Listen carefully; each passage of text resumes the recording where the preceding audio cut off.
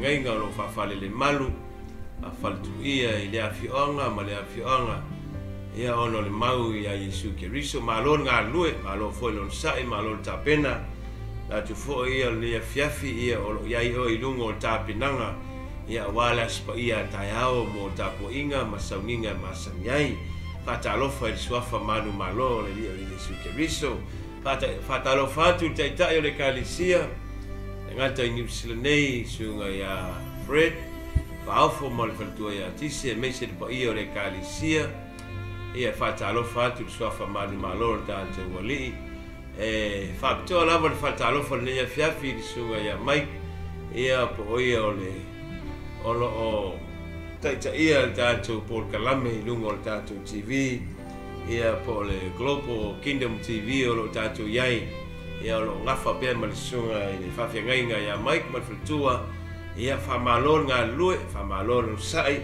famalo le finau ia fatalofa tu ai wo ma paanga o le nei Paul Kalame ila te umo faina maua vanoa e whafonga mai ai ma mata mai ia fea lava le vai panoa fea foi o le nei lalo langi alo e maua ai se vanoa e te whalongolongo ai ia tātou whalongolongo whatasi le whaso mai o le nganga pa ia ala ila na upu whauina ina ia maua tātou malosi ia wale tātou wanga I luma le nei lalo langi ma le nei soifuanga e whatalofa atu I si matou nuu ia po le awhianga foi palauli ia le mea olo iai le kalisia olo ngalu ai ia whatalofa atu le tumalo ia lo iai le awhio fasina ma sali lumayama la tai foi sa fale tauana polponto ia o le pule malo palauli malo le seifua malo le tauatai malo I au le li ia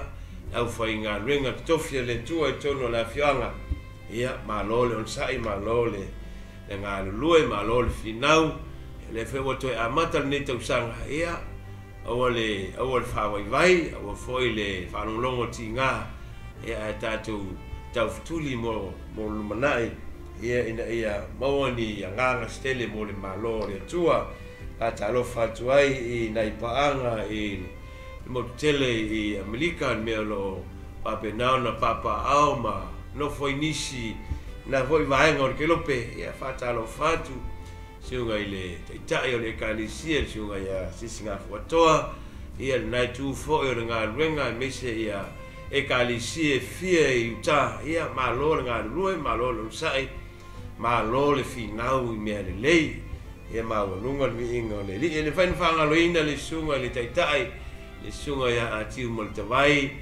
ia fo o le faulu ia o nei e kalisia ia malo se fu maua ia te o tama malo foi le lange mama ia me se fianga ia ma le kalisia malosi ia le ia falen folu malo le alue malo lo sai ia ma lunga le vingo tatu ta pausilo langi ia tutuli a pupea statu wa no maua ia ni te ua le tele statu te mi tala no ai le upo le tua ia le tātou o loa se o tātou whasol ni a fiafi le upo whamalosi mo oe ia mo au foil ni a fiafi maua peo tātou langona upo al whailaunga ia e whaama ai ai le ua mea leisi ua mea te mi lava tātou te whaso ai ma tātou tuwha ai la whiongpa ia le tua e ale ne ala ata ua tātou whaonga ai le ne waitau ia e whailea ma whasininga malosi mnuia oe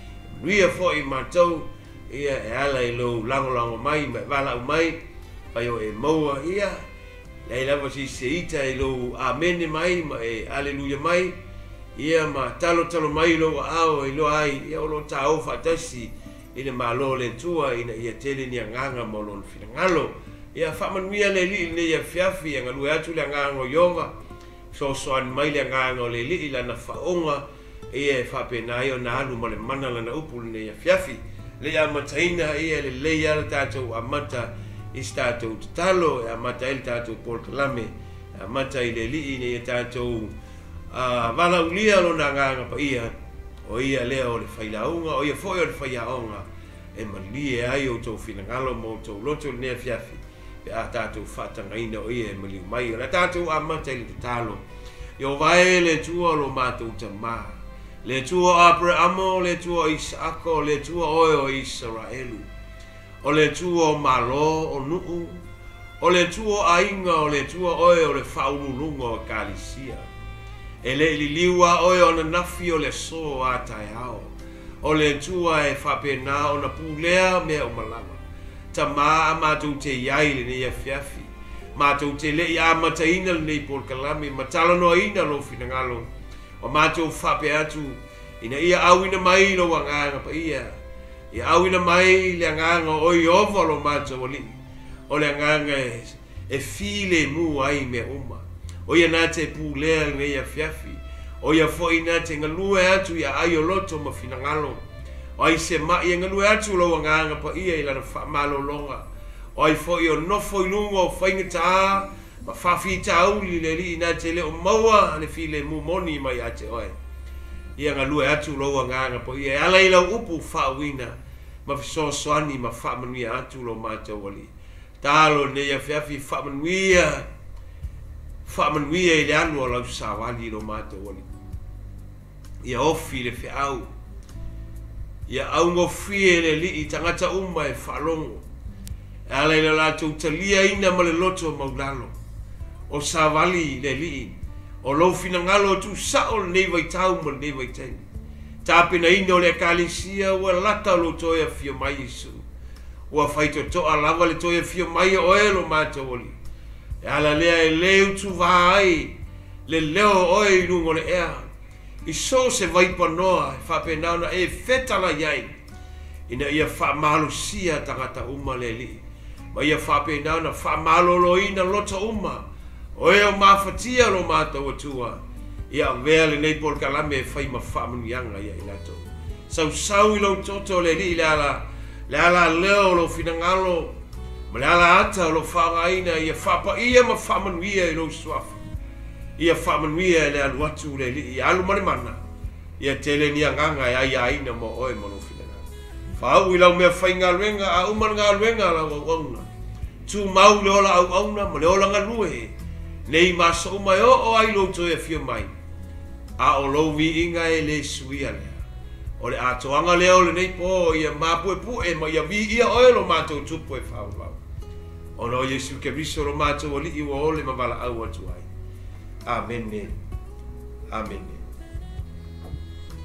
Ea, vi ia lo tātou tapa au sido le langi ne ia fiafi ia manato lea ua o mona tātou tapa ia le au malosi lea o le anganga ia e whapena ona file mu ai mea umon ne ia fiafi e lo una ngona e ui ai na o sauwhai atu ia ma o tamawhai e vai li ili la fionga pa ia le tua e tanto nunga e leise vape, leise poto, leise atamai lei fo ise malusi o ia tea o so langona wa nao se mea whai ngā ruenga e whaonga ina le nganga pa ia e whapena ona whaleo atu ai le whilangalo o le li ni e fiafi e ala tātou woloa i le tātou tusi whaitau i o le momua te salonia Ronam tau pe lima, ron fai pe losu maltolu.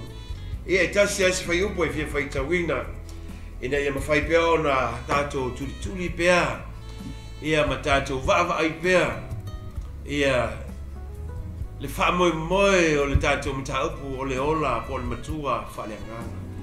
O le tātou tutupu whale nganga. Po le tātou matutua i tonu o le ainga o le tua. Po le tātou tutupu i tonu o le olanga whakerisiano. Le o langa o le ainga o le atua po le malo le li e mana mia le tātou savalia o nisi o la sanga e pe ona iai pe ona mai atu po kalame po po ia le lava e tamawhai na ia so pea ina ia mawhai na longo pu ia li il tātou atunu ia i ala ia whionga po ia le atua o le whaitawina antu spa ia i le whaiupo i lusu mantolfu mai ia ato atua o na whapa ia ino o tau e le tua lava e ona le manuia ia tausia lava lo o tau anganga atoa ma le tino ia le matau le angaina i le afio mai o lo tātou a lii o Jesu Keriso. Mai ia ato atua ona whaapa ia ina o tau le tamai ona le anganga a toa malitino. Ia le matauranga ina i le aso e fio mai ai le li. O le mataupu na o le afiafi nei. O le ua mai atu le po na po. O le atamu whai na ia tau tulituli atu lava. O le afiafi nei o te manao ina ia tātou ngānu lua ngā i le tangata atoa. Po o le tangata na fausia e le tua mana tua e tolu a mea na fau e le tua le tangata. Pena foa e le tua le tangata i le tino ai le loto maleanganga. O mea i e tolu o le tutonu le tangata, o lo ola e tangata, o lo savali e tangata. Ia o lo ngalua ai whaalongo la iai le upa le apostolo. Whai mai, ia ato atoa o na whaapa iaina. Ma ia tausia o tau lono inga. O lo talanoa le apostolo o le tiu te whai lea o i tātou. O le mata whai o i patino a lea a le tangata ia. E ta tau lava ia te ia o na ia ngalua iai. E ngalua i lona mawhauwhau. E ngalua i le tu o le anganga. E ngalua i foi i lona tino. Ai wa ai i to tele o tangata. Ia ua tele mea whale anganga o ia te ia. A ua le mawhai o na whaatino o na ua whale tonu le tino. Le ngata ua la po le tino, ua mai le tino, ua vai le tino. Ua le ai se ola malolo ino le tino. O le alan me watupu. Ua le mawhai e le tino o na ngalu lua e whatasi malana ngā luenga e momoli ai mea le anganga. O le afo le tele o por kalame ro mawhauwhau, ma mea te loto iai e whai. O te manao ai tau ia te oe na o le losi a. Na o le nau a. Na o lo finau ta fia alu e whai le melea. Ala alma o tupu le mwhai le tino. Ai sea. E le na tau siro tātou tino. O le winga la leo le mta aupu.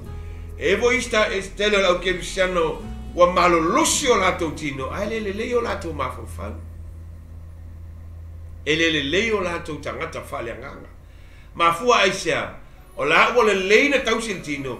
Whata mala i le tu whale anganga. Whata mala i me tau si ai le anganga e whanga ai le anganga. Whata mala i me o ai le mawhauwhau. Whapena ona tau whai e ngalua ai le mawhauwhau.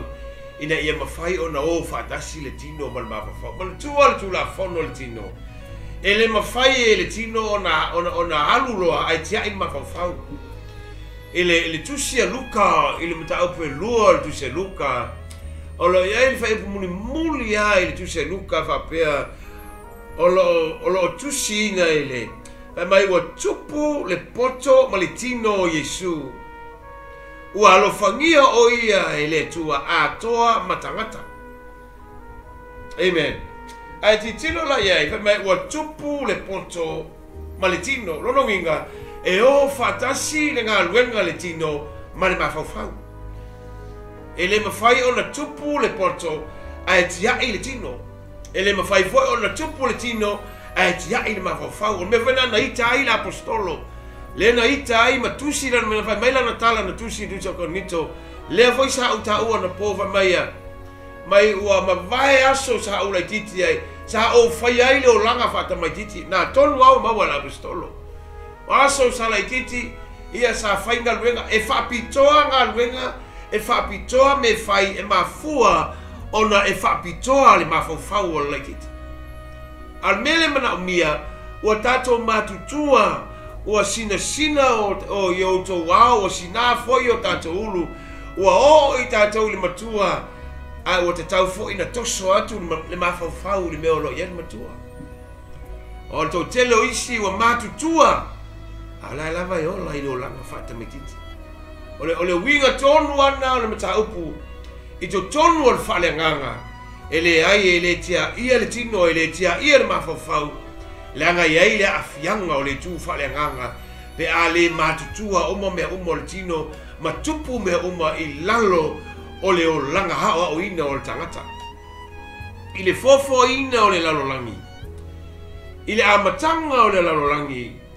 Na tuina e le tua a tamu ma eva i te tonu o le whatoanga. A sinsila iai me vava ai ai. E tu se ke nese me mai na whaia le tua le langi, ma le lalolangi, i le ato o toa, i le lelei, ma le matango fie. Tu iai a tamu, tu iai ma ewa i te tonu, e le ai ma se mea, a e ma ai ai, e le ai se mea na wha le tonu ai.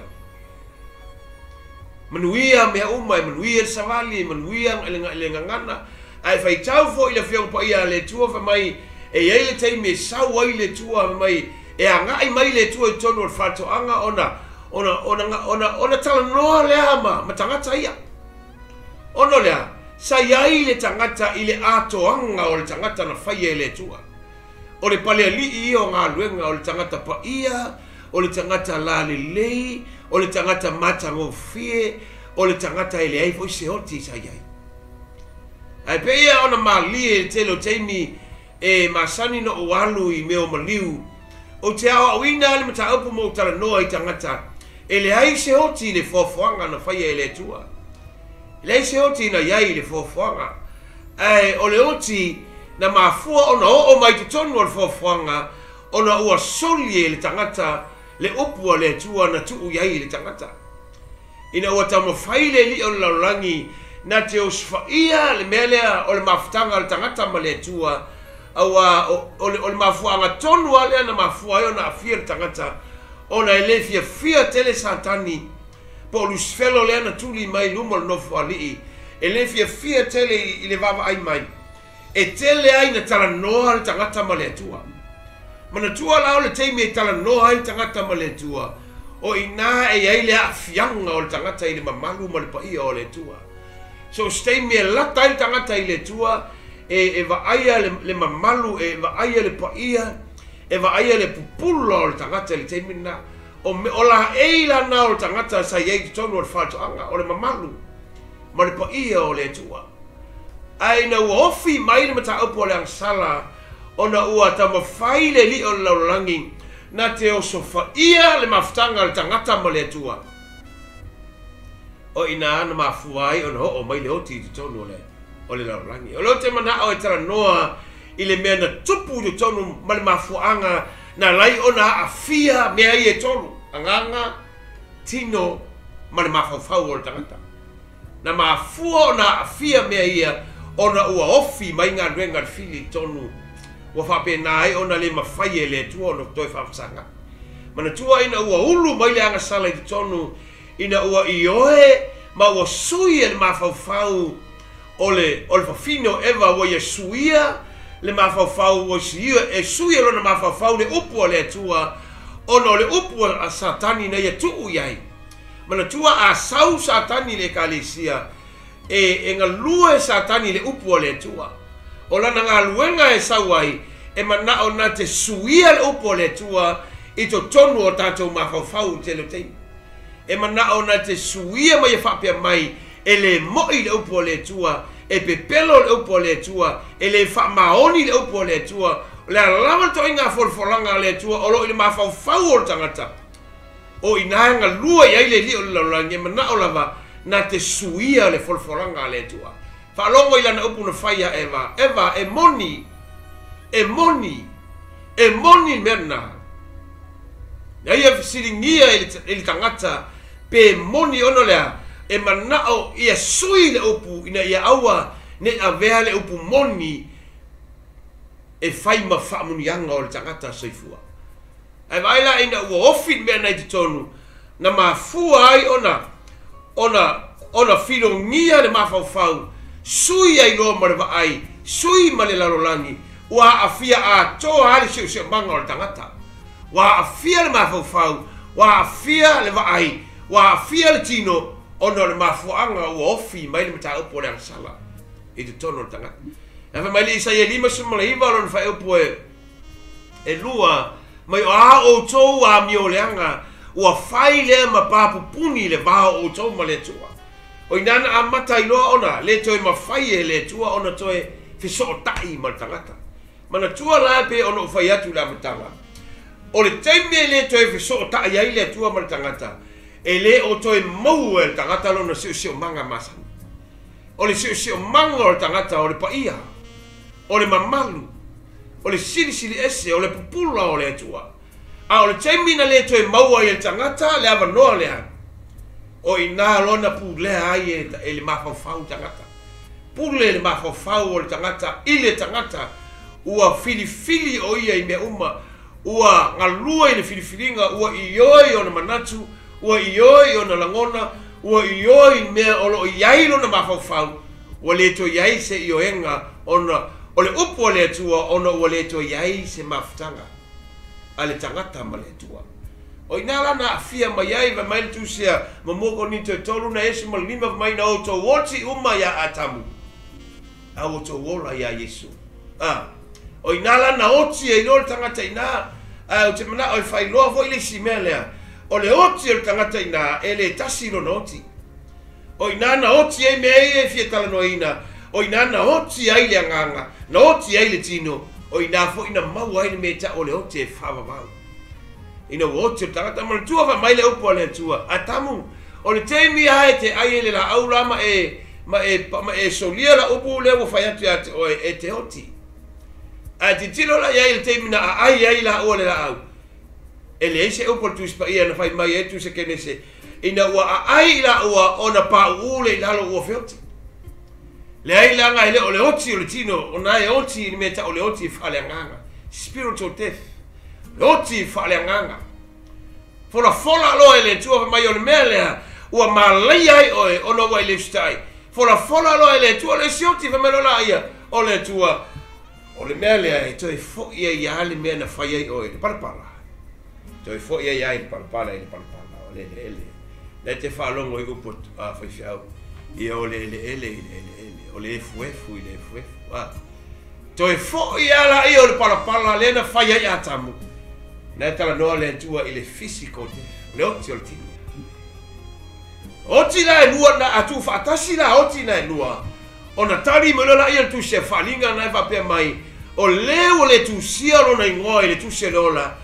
o la fo ina o ile le pe mu ai le afi o le oti fa alua fo ile le tino le oti fa va le oti na oti le tino oti le nganga oti wala isi fa mo oti e fa me bela na e tau tuli al mataupu a fai e fa fonga mai o le kebisiano te lo oi to tele e o tangata o le sa vali tele e o le oti sa vali le ye tele tangata o la sa vali o la fioti da le mingol tala wala e ola le tino ai le yola le anga o me mo na le tau tuli le fiafi nei o le nganga o le tangata na oti i tu tonu e tena oti le nganga o le tangata e tena ele yola oti mai lava tu se kenese se ia pa ia tu se malaki o le upu muli ana ia tu se malaki na ia umar fenga inga tuai e ele upu muli ai na ino wavalo ia sau elia fa mai sau tangata na te fani ni wina loto matua i fanau o fanau i matua fa mai na e sau tangata na ona ua matua whaafanoina i tato. Ma fuanga ua whaafanoina tangata uma. Ele e toi ola se isi whenga inga tuai. Ona mafua mai whea. Mafua mai te tonu i mea lea. O inana oti e tangata. Au si mea maa liela. E o le mena le fia whaamamlama ili anganga. Ma le tino. Ma le mafau o le tangata. O le anganga ia. O ina awe ele upu whaolaina. Faolaina le masani ne falongoi e te tau e faolona e te tau ma mai e suia Nicotemo ale fanau ale toi fanau o le vai malanganga e le lo el malo le tua born again o le toi fanau fowina no winga e ese le tato fanau le tino ese le meta o le toi fanau fowina o le toi faola o tato ile nganga la o Yesu na Yesau o le mele na lena tu ua Yesu le langi aia fio mai oie le lalo langi na sau oie e toi faola le tangata a oi na faola le tangata o na toi ame le tangata i le mea na maasani e le tangata o le maafutanga le tangata ma le atua mea na le e tau tuli atua i le mea ta o le matua fale nganga le anga e mawhai o na o lotu a le oti oti fale nganga e mawhai o na a e mawhai ona o malamalama ma o poto ma o to mai ma o le lei me uma ai lei whaolaina lo nganga pe le opu ale nganga ale angelu na file ta malo fa le le foi le tu sanga luenga pe ya Cornelio le fa ya le opole al tangata o le tu ya Cornelio se wo mai au nga luenga wo mai au nanga wo mai au taulanga se wa mana ya me uma e tasia me na te le fa ya na te le fa olaina ele fa olaina lo wanga te lo tato to tele o mena le ona avatu de fe au nei lunga a fai te le Italia Yesu e fai mali ma fa ola I lo ola ona te oti fa le langa esa meta o le oti faltino esa meta o le oti fa le nga e mana tuol te mina na ngalu lu e Yesu mo no so langa lu Yesu a sauli se li fai mai a Yesu se fa mo mole a pe a so wal mo mo tanu lo ta ma sa wo yo mo mu ya tu ya o ya fa lo fo le Italia Yesu no fai ai ma Yesu se tu tangata oti e tanu e tangata oti ai mo mu mai o ala sa fika ya e ma fai se tangata oti na u Yesu ma to ele se tu nga mau e tanu ele se tangata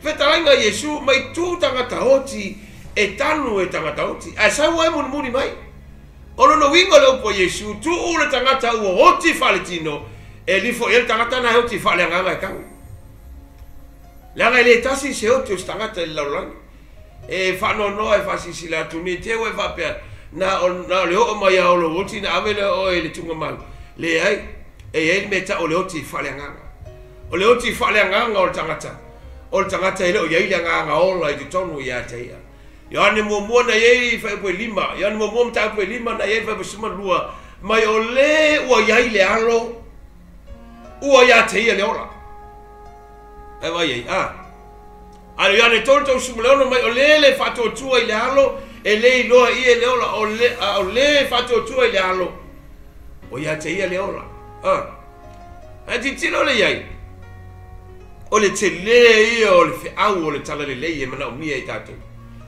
e mana mia i tatou le li o le ola mena le sa wa Yesu ma feta lai ma ya o a ti tilo ya ni suma fa me bo ono ma Yesu o ha o nei o le ala o ha o nei o le pumoni o ha o nei o le ola ai sea le aga na fa le tonu le ala na fa le tonu le tatou au ala na fa le tonu o tatou ma fau le pumoni le se upu moni na tatou toe maua na upu pepelo ma upu se na whaalongo ye tangata ye vai teimi ma ye vai tau me wina na sawa Yesu e te whaalongo ya o onga li ale suma lima ma Yesu o au nei o le vine moni na o Yesu ye whai loa I tangata wa na o ia o le mea moni au whele nga lua ya Yesu ma Yesu au nei o le ala o le tala noa Yesu I le ava noa I le ola e whaavau malona tama o le tala noa Yesu ile mafau o tangata pe atala no ile upumoni au ne o le ala o au nei o le upumoni le tala no Yesu le ola o le tala no ile anga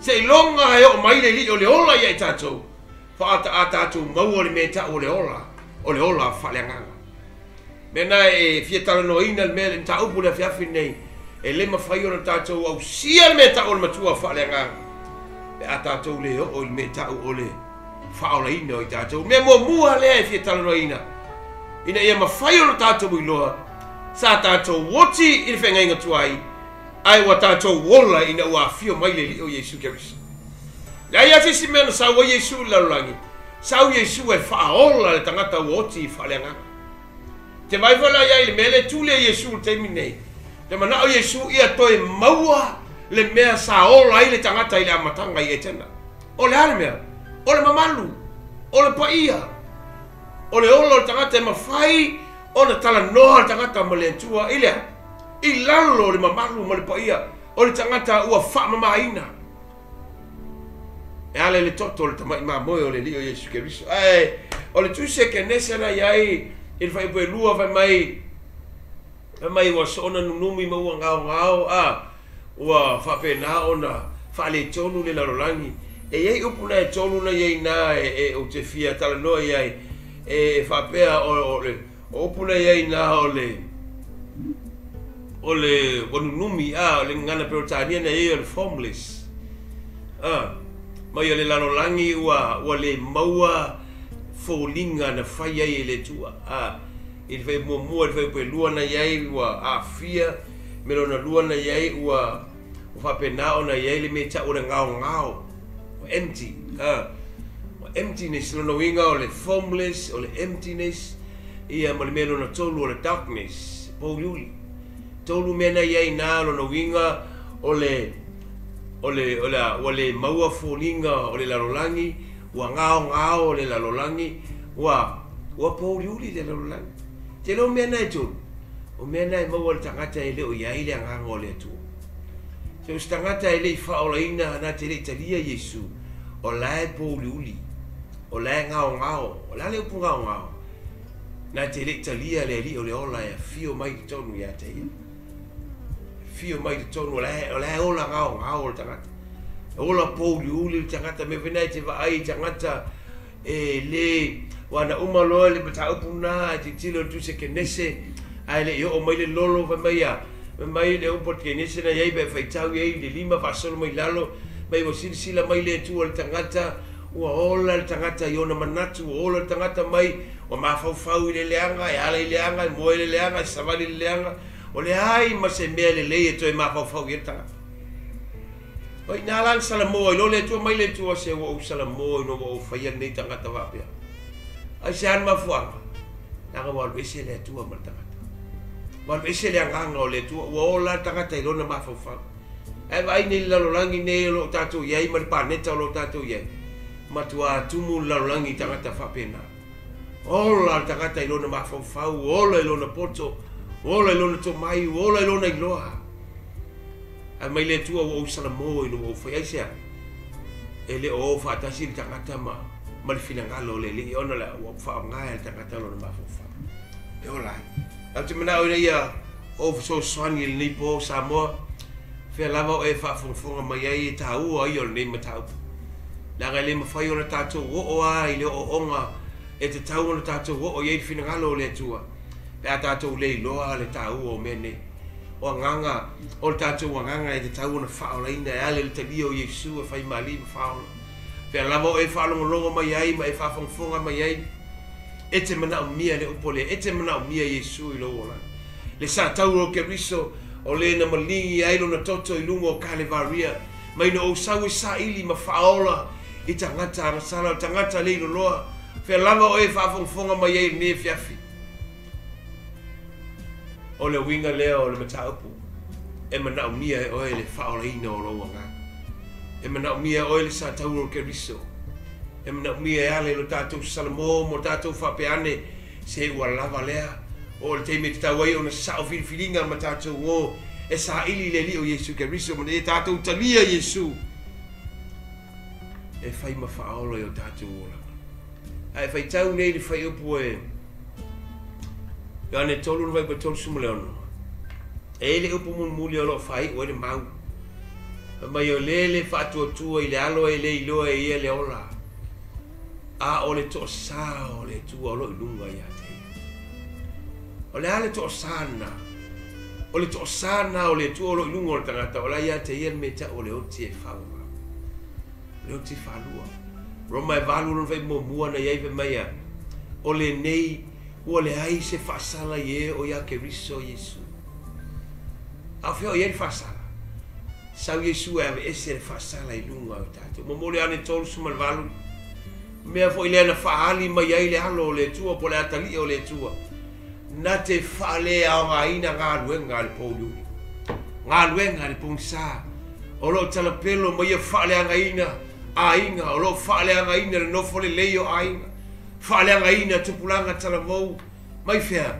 tamo fai o so fai o lato mafofa o lato langona a o sa vali man fea o le tua le fea fine e mana mia le faola ina o loanga o le teimi o lai loanga e mau ai le ava noa e fiso tai ai mo mua le konito lo mtau pe tolu lo fai besimo le ono na ile umfa pea tau te leilo e o tau tino o le malu e fio ai le gangpa le wo o le vaenga le ona o le teime talia e tatou le li o Yesu Keriso e a fio mai ai lona persona e le eiso le tino o le persona le ta ua o le angapa ai ti tino le iai persona o le tua le tama le tua le alo ma le tua o le agaga pa ia o persona ia o le tua O lo whapena ona iei taimi o tuspa ia.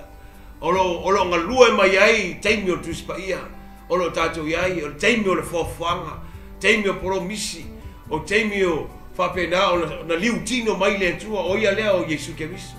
Taimi o tuspa ia, o liutino o Yesu o ia o loko. Tātou mata-mata ma wawa ai ai, o saule tua o le winga nā le upu Emanuelu. Emanuelu o ia te i tātou, o liutino o le tua, o saule tua, ilona persona o ia o Yesu. E waila le teimi lea ina wa alu Yesu ma fio o ia le langi. Ngai oi lesi o le persona lea o le nganga pa ia. O le teimi lea o le nganga pa ia, o le teimi o le kalisia. A ma liu mai peo na fola mai, mai a ma liu mai o ia. E nofo o ia e te tonu ia te utou. O ai lea, o le nganga pa ia. Ele me fai na saulo le nganga pa ia, mai leo po Yesu o te tu le fai te toa ma tui. Ai se falongo i lo leo. Na ia te oi le ki, le ia te au le ki. Ai mana o ia o na i te tala lea, te tala whawhea. I oe lo noto e te mana mia Yesu e fai mali ma whaola i lo ola. E whatou whaatu i me ma vai ma ngata o le soi whanga ma leo langa. A oe mana o e whawo i le li o Yesu Keriso. O na fio mai leo Yesu te tonu o i tātou. Nea lei o le tā ua o tātou tino o le mana. E fio mai la Yesu e sau i lona persona o le anganga. Mena lei ona whai u iai o le persona o le anganga. Le anga i le aiso na tino, a e tino i le ekalesia le tua. O ai le ekalesia le tua, o le ua wha mawalalo mo i e whapeane. O te mana mia o Yesu i lona. O na fio mai leo ia. O ia lana, o le teimi e fio mai ai le anganga i tātou. O na ola leo o tātou tangata wha le anganga. Lea sa whaale tonu ia matanga o le whawhanga ma le tūlanga o le soifuanga ma le ia leli. A lea la rata o le mero na lua. La taha o lola i me tau wai peo na whai atu o le anganga lava ia a o aina whaala ina le anganga. E le sisin mea tau o te whai. Pauar mea tau e whai le anganga, a ua whaala ina le anganga, pauar mea tau e whai ai, whanga le anganga. Ai, o lisi le mea te tau na esi le fi. E le whangale anganga e peo na whangatino. A whangalo tino o le whasipoki. A whangalo tino o le whasimamoe. A whangalo tino o mea ai o le tino. A e mana o whangale anganga o mea whale anganga. O le upu o le atua. O le teimi te whaitau ai la whionga pa ia le atua o e whangaina longa. O le teimi te tu ina atu ai o teimi le li le ana pongi ma te talo o e whapenana e au mai e nunga o lo tangata o le anganga. Tausi le tangata o le anganga, whawhanga le tangata o le anganga, ia matua le tangata o le anganga, ia malosi le tangata o le anganga, awa a o mai whawhita auri, o la visiri e te mawhaia. Ina wangi le whae le wholanga, a o moe le upu i tonu le ai moe Yesu le maa. Ai angi lo mo le wha. Angi le matangi wa sou le vasa. Wa matua wha le tonu. Ai tango e tu le natu o mea. E mawhaina e moe o angi sefa. Ai tu ua le soifuanga wha le o langa nei. E mawhaina e tō whai nungo se waa o angi sefa. Ma sou wha penal sami. E mawhaina e moe. E le mawhai. Ai o le ata atoa mai e lele. I le whea ngai e au soo ma mea ia. La tau tele mwhai. O le ata nao tātou e karisi. O te mana o tau ia te oe le lalo langi o tātou iai. A ho mai i whawhita auri. A ho mai whaingata. A ho mai mea ti ngā o le soifuanga. E tau wauaina e fo i tua mai e whapeane. Wa e le toi whia lotu. Aisea, e le mwhai e lo malosi. E le mwhai e lo poto. Alan me whai. Whawhangu tangata o le ngā. Mai wa whafangu e lau so o Yesu e nofo mai lunga o le a whano i la tu o le atarna o le tangata o le anganga a o na e whanga ina le tangata o le anganga i to tonu i a toe a o ina matua le tangata o le anganga a tu rai mai whawhita o li tu iai o le tangata na te sa ngai mauti ngā mau whawhita o le ia sau me whaia o i fo i le tangata ngā lue i le au na au nanga o le tala le leima le finangalo o le tua e ala tātou mamai ngā luenga le tua ua tama fai tātou e fai le maso le tama fai tātou e whaali le poto se whaali langa wau na ua onga na hui mai fiti na usau mai Filipaina e matua tele ki keli asta mai whawhi tāu le anga e tua whasangi ki le ia le waifea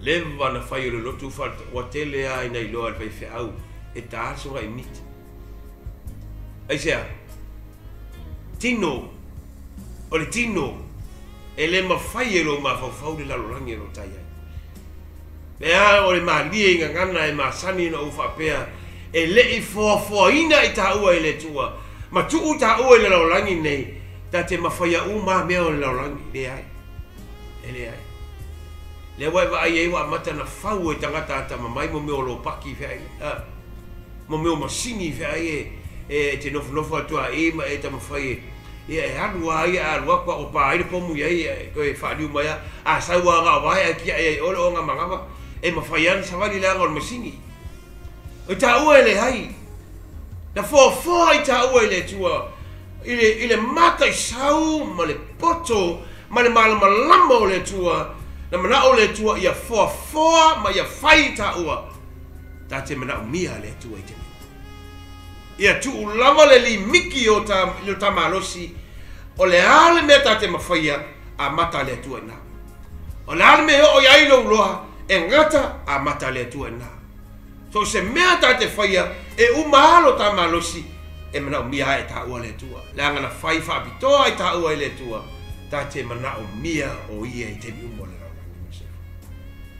na mia i ta ua Yesu ta te mana o mia Yesu i o ta ua me voi le a fai te ele o ia Yesu lo ainga le o ia Yesu lo soifua le o fai atu ia te oe te mana mia Yesu lo wa ele o ele safa pe te ru man motivo pe te ru na o ai le anu le ainga o le fai na anu le ai o ma le fai vale po a toa ma tua ngau ango a tonu foi o e fa longo longo mai fa fo mai ile por kalambe o nei po ma kwa e ngofo le ngau ango na ia nanga ele sito inga ngau o te le mana o ta o tu ya a o le ngau fa le o matua le hai as famu mo e o ai se ta la e ta vale o matua le mo wa ai se o umar marusi o umar poto o umar to mai ma Yesu peteru e ma wala se ava no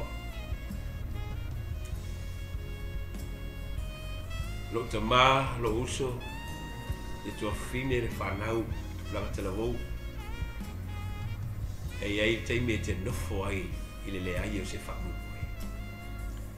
e teime te matua e mativa ia e le sau tupe e teime te sau ai waturi i whafo oe le tangata e ona le whane e teime te usa tu ai waturi oe lau pule e sau lola ia e nofo le lope wa whena whangan le toolua le lope wa whena whangan whanau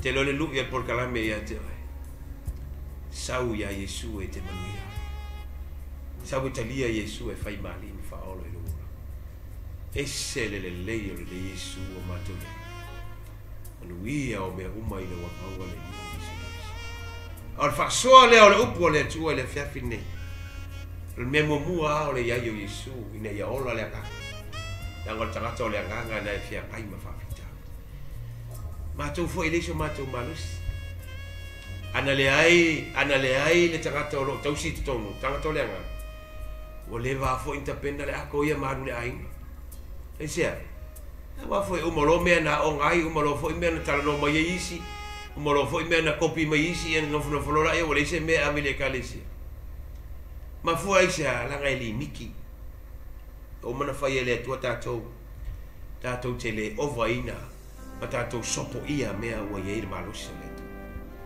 E ma whai e tau. E whau whaleina le li o le ola i tonu ia te. Me lono rua o le loto o le tangata. O le mawhau o le tangata. E loa la oe le mea leo te fia tau ia te. O le wo sa o le whawhi tau le o le tōtele o lau kemsia. Whaola ina. A le leanga i o le mawhau. E whaora ina a leanga i o loto e ma Yesu ina wa whaiana o ma Yesu sale tu matahala mena no fotongi ya tu ele. Tamana e tele na fa valea o tu fa se o tu. Ma fa faula. O fa fitau di tele a le o tangata kepsa. Le ma fai e tangata mena le ona mana o mie ta ai nei e matu. E ola i folola na tama e mana ave le auma. Mata le tamiditi ave le preschool, ave le primary school, ave le polisi, ave le universite. Lan mele le tamu fai e develop le mafofau. O le mafofau le mana o e fatumu. Asa lu fale no foi lalo e tala loa iai, La la mana o a vatu le upu e tuku le tonu le mafofau. Mai le upu le fai aonga, mai le upu le matai, mai le upu le fai feau. Mai le upo sa ora ainga. Wa uma to inga me. Tamu fai lava e tu ina sui tu langa i le mea masani le tangata e ora. Le mafafau. Tangata ke wisiano. E le tisi me tu ulo mafafau. O tatou mafafau o tatou tangata ke wisiano. Tatou te mana o mia le fafo wino o tatou mafafau. Le ao le po masi. E le tusia aroma na e tabe suma lua. Alon fai pe lua na ye mai ia. Mai ole nei ia li wina ile toi proteina o to mana. Ia to so e pole har fina kan. O tatou mafau e mana mia e tatou le fafou mal fili waina. Transform. Mal renew. No ringa e mana mia le fafou e mana mia le fili waina. Fili wai. Ni liu lo mafafau. A fena liu. Liu le upole tu. Liu le upole. Mena lena wasa tele stemi sa tal no tu ai pon fo. Ia nau i tatu le upole li. Le upole apostol peteu. Ia nau o to i le swa susu le suia. Mai le upu ina ia o to wa. Tutu. Lupu. E no folu. Mafofau. Sau le upo le tua i e tatou loto maulalo. Me e tatou tam fai ia. Fafau o tatou mafofau le upo le tua. Ina ia le lei o tatou langona. Tauan me mai le upo a fai salamo. Mai le upo tavita. Mai o te mafofau iau tu la fono i le ao a to marapo. Te lo lisi le mea lei o ne fa le tonu mo tangata kevisa. Faolaina ai ese me mafofau ia. Ma fuana ese me te mafofau ia. Langa ese me te faalongo ai. Ese me man tuor fai te toor mafofau talinga o mata. So se me se te vai ai. E o il mafofau. So se me se te faalongo ai e o il mafofau. Mena leo no fasaina le kalisia mo fai atu tangata lotu. Au te faalongo longo i pese de faolaina. A fai o e te faolaina ai te fia i pese le faolaina. Leo fate e le umia na kope o e kamana a sui lo mafofau. Le anga o musika lo langi ngon fa wina satani ina ia li liu tangata e tapua ia satani. A vi inga o le tua o mana fa wina le anga pa ia ina ia tapua i tangata ma ave vi inga ia Yesu. E wela nai le te taus tangata faolaina o na fia i mea le faolaina. Fia mai ai e iai le upatus pa ia na iai fen mai aua te lua ai le sa taua aua te lua lono winga pi fulinga mai ua iai se no fuanga ua le tala fia ngai tangata lono winga le ua ta oto le mea lea o le mea ua fatoina o le mea ua fasaina o le mea ua iai le pa fen mai le tua aua te awi ai aua te latalata ai o tele o tātou kerisiano e fia tele le mele o le latalata. Mele o le whaitala. O le pa o mea le mea latalata iai. O le pa o mea le mea latalata iai. E le o lo latalata iai. O le amatanga na o ngar me ngar fide o le latalata iai. Nga ngai le ngaluel te apolo ia o le se mea atoa. E ngaluel te apolo i amatanga o se mea ina ua e nau e te fia o iai. E no fuanga o fatoina, no fuanga na o la ye le fili, o la ye te moni, o la ye nganga langa. E vai fo le la au fasaina, o ina la ye satani. Ai te lea me alu ye le fine, ai alu a eva ye il mela. O le ngata la e muri ai na whaalongo i le leo se, ai ua ia solia ele ua whasa ele tua. Ma ai, whaalongo i ai. Mea fo ila e malama e o tangata ke usiana. So se mea ua whasa ele tua, ma whai mai le tua, aua e te o iai. Na o leo le anga, leo e te mauai. Na o leo whao so o leo e whisiringi ai lo o langa ke usiana. O le leo e whapena ai, o na e whisiringi a lo tofi. O le leo e whisiringi ai la unga lue. Le ai ma se leo le lei. Me foi na e fai te oi le ainga e te halu e te whawai. Fai te iau paanga, fai te iau o. Nanga lopo tu spaia, o anga oi, ma le lenga oi. Ia ele umahe wa lenga oi, e umahe wa ngoi. No inga e malosi le tū nana i lo le tū le atam fai atu. A tātou, nanga lopo tu spaia, a o nga oi, ma le lenga oi. E nga oi atanga. A mela tau tuli mai, aua e te lata i no fuanga e le tala whiangai. Nā hoi nā o lo whaatumuina mai ai o tātou mawhauwhaunga, mō tātou manatu, mō tātou loto, ai a whapenao na tātou maua na mawhauwhau o leli. Filipe lua o whai poe lima, e whapena iai e la apostolo mai, ia ia te outou le alama manatu, le tala noa i le kalesia. Tangata, mai ia te outou le alama manatu saya ke riso Yesu. Amen. Lono winga o lefa mai Yesu ia te outou. Le mafau lea. O le si ene mea sa wa Yesu, mai Yesu, i outou faa o mai ia te au. Sau Yesu a mai no na mafau. Ina ia mafai o na mafau oi tangata uma. So stay me faa ke risiano ina ia. Ua o wola i le olanga o Keriso. Ua o wola i le mawhauwhau o Keriso. I le ngana peritania na i le upuna, my let this mind be in you. Nono winga ia te oe le mawhauwhau lea. Ai ta ole tu se konito na iai. Mamuko ni te losu mo le ono na eve mai. Ia outo maua. Ia manatu i outo maua le polo inga i outo maua le langona. Ia te outou. Ia te outou. Ia te outou le langona sai ai. Sai le li o Yesu Keriso. Te lo le nganga pa ia. E le mwhai le nganga pa ia o na sau ia i tātou. E tu ulo na mawhau fafu. O le mena reno uofo i le tangata whaoleina.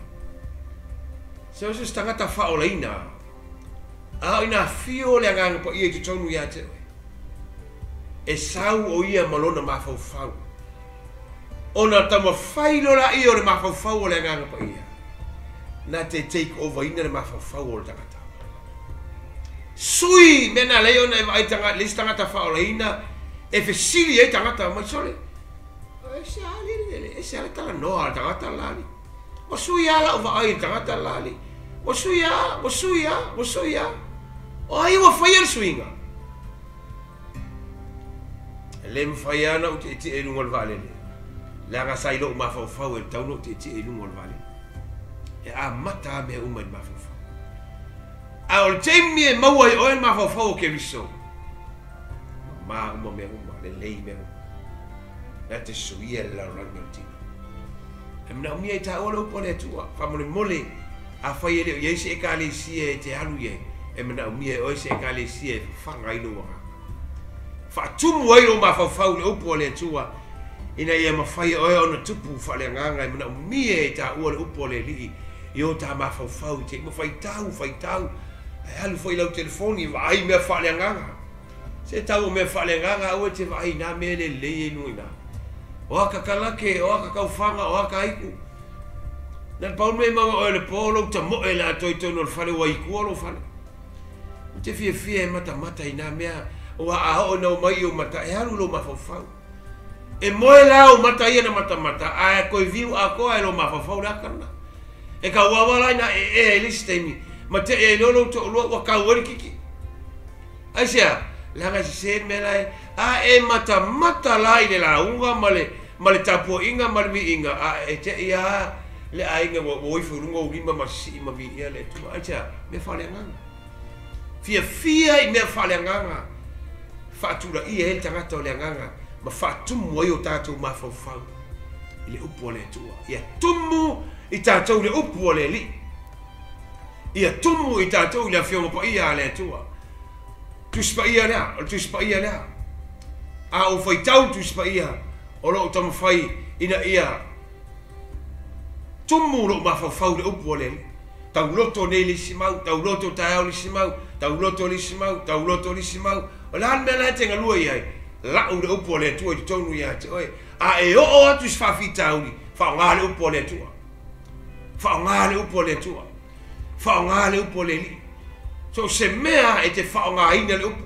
E whawhangu le upo peo na whawhangu le usoo. I a o mo Yesu. Whawhangu le upo oisa. O le upo nana tu lai o le upo. Pawsa gai ma le whawhitauni. Fi le mu me uma. Le lei me uma. Aisa o le upo. Tau tanga le upo le tua. Tau tanga le upo le li. E ma fo e ona le se me tautalai la ga le se upu tonu lo ma fo. O le tele o me tonu ia te oe o le telefone na me tautalai. Na lo per tu spaia o me te ma fo ia o na o me te tala no ia o na no no winga te tau na tele le upu le tua e tau fo ona enga ngana ina le upu le li me mulmuli. O tato tino. Fa la ina le nga. Ai fa fo ina ma fo. Ia feliu ina lo ma fo. Sui lo mafafau, li liu lo mafafau. Te lo oi, e le stei mi te mafafau oi, e sa ufai fe au e fai swingo lo mafafau. E te lo tala le fai te ate oi, fai oi se ngalu inga lo mafafau. Te lo e le polonga na polonga ai e le wi. Na matua polonga safa o matua le ai se meto e mo. Na mele le upo tu stara.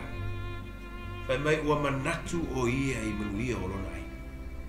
Fa mai lo lan tala mai e le tele e mea i le fale o lo tama. O ile tau tala ia. Tu tau tala ia. E le tala noa mai le pua, e le tala noa mai le tamalo e anga sai pua, e le tala noa mai si la inga ia te ia. Tu tala noa ia i lo na mafofa. Tu tau tala ia te ia mfa peane. E le tele e amluia. Te le fa peane e ne fia fele o tele e manuia i lo tama. Tele manuia i le li. Fine pino toto ia o le ale polonga o le ale safa e le ea sisi na toi fai ei na fai ifa ai i lo no loto ma tau noa ai e te fa peane he tau aina o pai al tu pao no ofo wola. Tau o lo tala noa o i lo mafofa. Tau tala o ia te oe, vai se whaata te tū iei mai tau tala ia te oe. Ai mai ia tu o fōringa ne tango le tala no iei. Soli, e se lo au le lei, soli ai le au le lei lo mako. E se lo tino le lei, mo kwa ke le lo ki, o tala no a oe va pena i lo mako fau, e tala no al whaata. O lo ngi o maso solo, o kasi ke leo lo ki.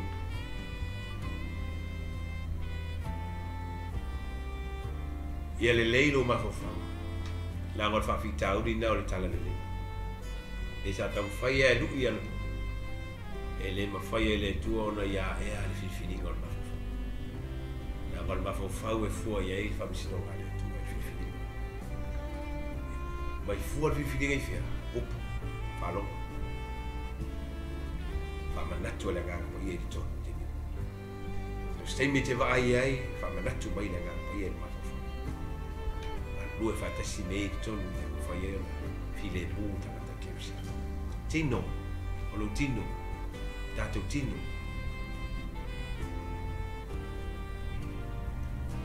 O leo lima suma lua nei o tau safa. Ana si la mai o le alawe o te manusia, le foi le leilo tino. Mai lo pala pistolo, ia tausia lo o tau tino. Ele va me la bostolo o le la ula te tau siro tino. Fatali la se uma no ula tu la ia fatali se saulu ta mai tau si se saule fo mai se saua o le tiu te whai lea o lo tiu te lea te kia leilo tino la o le tino lea o le malu lea o le agaga pa ia mena lai ona le lei le whainga o le tino le lei le whainga uma teu me uma ia awa ne iso ona ai awa ne iso ona moe awa ne iso ona whaia se me le angai le tino ai a tau sia lava o le tino lea o le malu langa le whamele upa konito e tusia konito na emo mo tonu na Yesu mo le ono e me o tau tino le malu e fio ai le anganga pa ia o le atua tatou tino ia e lo oi a mai lo tino mena mia o elo walu whanma e stangata a mai lo tino mai seu ke le alu whanma i langa le alu whanma e alu langa tolu i to inga whamalolonga o tangata e mawhaina nga lua e mai le whamalolonga i o i le whanma i whaonga langa o le poto laifo mai o le poto na mai le atua e alu la oi o le whanma i e whaonga ai le poto na tua i le atua i le whanma i e tongo fiti ai le mai oi ma au fo i le tau talatu e o lesi whamalolonga e o tūlanga lamo le tino a ngaulo kalima e mai whanu fo a niva mai lauki e mulomi o me ana i o soi whanga mo le tino whai ana ui mai whamalolonga i me oma whapa i le vai a pe na o na tau mawha pe e sau ai lo tino i se teimi ai al meta o le divine healing o le tua whamalolonga ai a le tua ina ua umal mena umal whanmai e le se tani o loma nga e le mai e le mawhai e whanma e whanmai e le mawhai i le kalesia ma te loisi mena le whapsenga i le tua wa ala vealo vai se tulo e te le alu le whai au e whai le tau tonga o lo vai te alu whanma o inga tau na whataua mea umaia e tolu me sa wai whamalolonga o le soi lea vai na leo na mamai i tatou le tau sia le tino tu la whai le tino lua o le ola o le tino i le angsala e lo o le angsala e te le na mamai i tatou e ofi lo le angsala i tono le tino ola le tangata i le angsala a mata lo le whatuku mai mena ai la na afianga e afia le toto e afia le mafau e afia lo soifua mafua isa la e se tu ai nga awalo mai e le mai lo fatamala e le mai le angsala e fo le mai e tu fa solo i tono le toto lo ainga e le fai ese fai e ta ua tele i le fianga pa ia le tu mai to tele no ea o to tino e afia ai le anga pa ia mai o so stangata na te fa la ina le tino whaleanga o ia ele tua.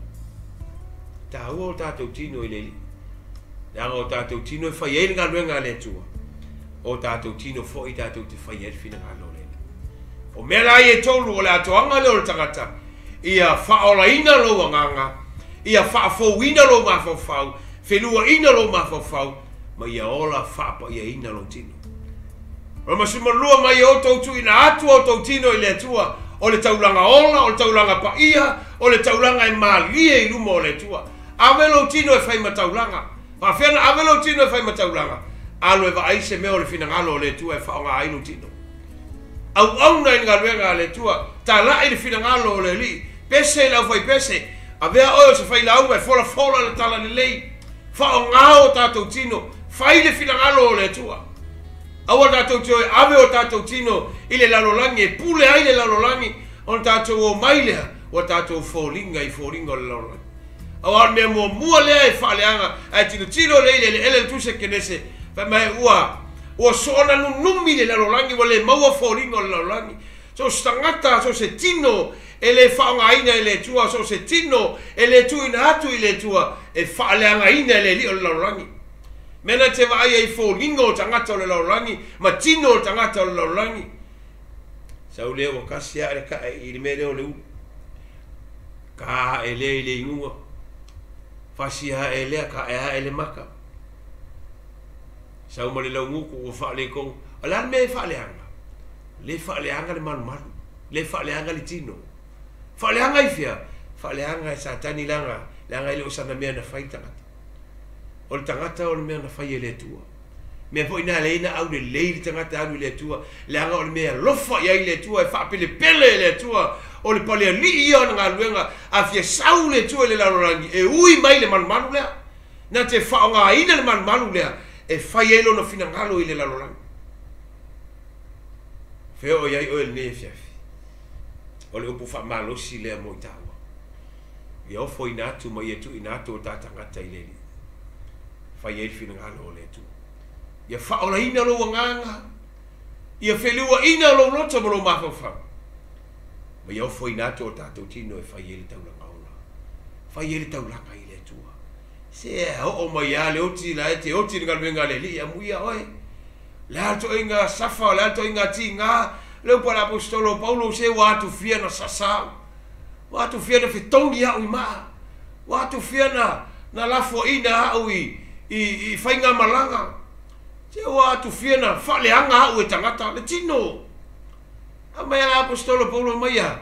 Se o te le ele mai maua i eiso tengi. Mai o te le manu i a tau. Ina nei le a vea au ma au na le atua. Tatou tino le tauranga e whai e fina ngalo le li. Whai e fina ngalo le tua. O le upu whaawina lea mo i ta ua sa moa le nia fiafi. O le tatalo atu lea lau au na. Ina ia whapena ona teu le lei ma tā pena le lei lo tangata mo le li. Ia pa ia oe ma ia ola whaamamaina oe. Ia pa ia lo tino, ia maua se mafutanga le tino ma le atua. Ia maua se mafutanga lo roto ma le atua. Ia maua se mafutanga lo wanganga ma le atua.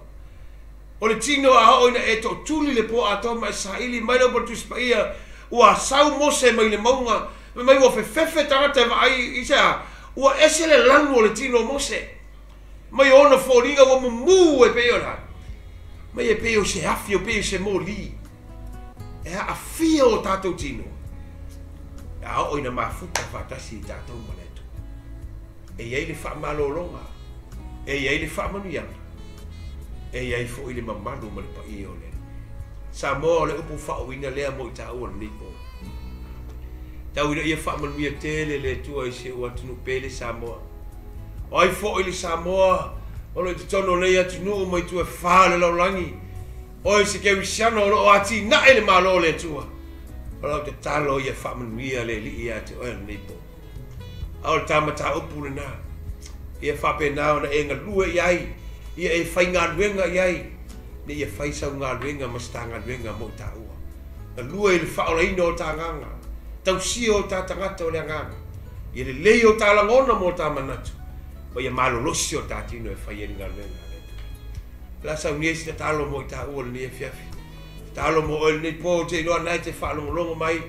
Na fo i te langona le whiau o le fiafi nei. Au la au te talo whapitoa mo o le ni e fiafi. O i lava o langona o i fo i mana mia le talo le pōl nei. Tau ana e whapena o na tu i folo wa au i lunga o lau telefoni. Ia ma whapena o na e whatua tua ma tā au whatasi. O au lau au au na. O au ina mai au e le tua. O te whailoa ia te oile upu whamalosi o le nea fiafi. Ina ia ma whai ora tā whaatalitali le fia mai o le lii. A o maua pele ama noa tā te whasoa ai. O le te talo le nei, o te fia saunia mo oe lo atu nuu. O le te maa, o le tina, o le usa, o le toa fine, o le whanau. O le wo pele le ia fiafi. Saunia le te talo mo oe le nea fiafi. Ia mo au e le tua le te maa le alo ma le nganga pa ia. A o iai o iai lungo o le telefoni le po le nei, po le TV. Po fia lava le li o lo maua mai ai le nei sa vali ma le nei fiau. O te talo whabitoa mo iai le po nei le li e. I le suafa o Jesu ke riso le nasa mreta. O te talo ai le li e moro na nganga i nei a whawhawina. Ma ia whaolaina o iai le nei po lo mātou o li. Ia ta tala atu lona loto ia te oe. Ma ia whawhawina le li i lona langona ma lona manatu. A vea o iau stangata. E whelua ina i lau upu le ia fiafi. Ina ia iai lau malo longa i lunga ia te ia. Ta mao o ta talo le tino mai lea. Ia malo lo i le suafa o Jesu Keriso. O le mawhau mawhatia lea. Ma le loto mawhatia. Ia matua ta lepe suafa o Jesu Keriso le Paul nei. Whasau loto ia te ia le nei Paul. Ma ia whape nana tu ina atu o ia. e au na fia mo o e mo lo filangalo tama o ai le li o ia maua nei por kalame na tele maua o Yesu e fai mali ma faola ino no langa o lo ia ile ava no i sa tauro o Yesu tama o te talo ia u fale lo wanganga ia te ia ina wa tatala atu lo na loto ia te oil nei po fa manuia ia te ia swafa o Yesu Keriso tama o te talo fa manuia ia te ila to uma o lo fa lo longo malongona lau fe au ia yo manuia i lunga ia te ila to uma leli fa manuia leli le vao ainga le vao matua i whanau le vao runga li le vao ila to mai kalesia o whanwhainga luenga ia fa manuia ia ila to uma i le swafa o Yesu Keriso lo matou oli yo vai lo matou tamao te talo nei po ia e fa manuia tele leli i le alo lau savali mo le alo le au tala lei ia fai matawalanga i vi ia i o lo matou tupu o no Yesu Keriso lo matou oli i mo lo matou faola. God bless in the name of Jesus. Amen. Amen. Ia fa malo fa ftai la to si ui leo tatou maftanga ia te loa a e se me te fief so tai mai ai na lava i lunga e penga te whailangi e le tatou por kalame e le sunga ia Mike o le Global Kingdom TV ia o lo whapena o na luatu lava i te miuma i le whiau ma tulanga fo i o le whamalosi whaleanganga ia i se so swani e i se me te mnamia ia o le e wala au mai lea mai whapso tai mai sunga ia Mike o ia lea o lo rafa ma le tatou TV nu te leina malolonga nei po ia foi tapenanga le asfa ia tai au i tapo inga o no Yesu Keriso whamamia le sunga Mike ma le TV mai se le karisia o no Yesu. Amen.